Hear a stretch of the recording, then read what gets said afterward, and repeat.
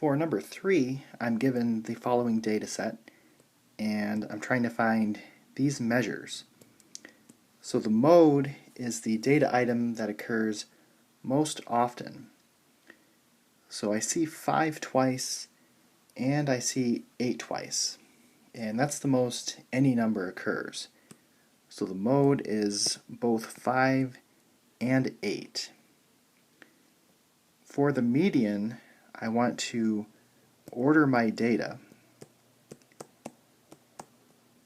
and you'll notice that we have an even number of numbers. So when that happens, we have to take the average of the middle two numbers. So halfway between 5 and 6 is 5.5. For the range, we need to take the high value minus the low value. So 10 minus 1 is 9. The mid-range, I want to take the low value plus the high value and then divide by 2. So this will be 5.5.